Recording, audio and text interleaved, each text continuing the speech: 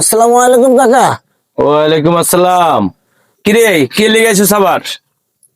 তো কাকা আইছিলাম, আমার বাপের সম্পদ না তো আমারে বুঝাই দিলেন না। সম্পদ? কিসের সম্পদ? কি বুঝাই দিলাম না? কাকা, আমার বাপের সম্পদ আমারে বুঝাই দিবেন না? সম্পদ নিতে আয় বলছস? তোর বাপে জীবনে কাম করছে রে। এই যে বিদেশ থেকে এত বছর থাইকা টেয়া বসা পাঠাইলাম, এটি খাই তো বড় হইছত, কাঠটা খাই বড় হইছত। তাইলে কাকা কি বুঝাইতে চান? আমার বাপের সম্পদ কি আমি পাবো না? তো সম্পদ করছি রে, সব সম্পদ আমার। তো খাওয়াই বড় করছি না, সম্পদ দিতেছ।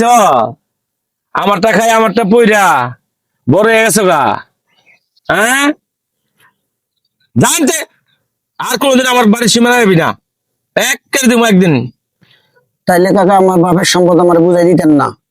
আচ্ছা ঠিক আছে, সম্পদ কেমনে নেওয়া লাগে আমার ভালো করে জানা আছে। তো গেলাম, আসসালামু আলাইকুম। যা যা যা পারস করগা যা। কি বন্ধু, মন খারাপ করে কইতে হইলা? দোস্ত, আমার কাকার কাছে গেছিলাম, আমার সম্পদটা বুঝাই দিল না। দোস্ত, তুমি টেনশন করো না, সরকার যে আইন করছে, তুমি সম্পদ যদি পাওনা হও তাহলে আইনে আশ্রয় নাও, ঠিকই পাইবা ইনশাল্লাহ।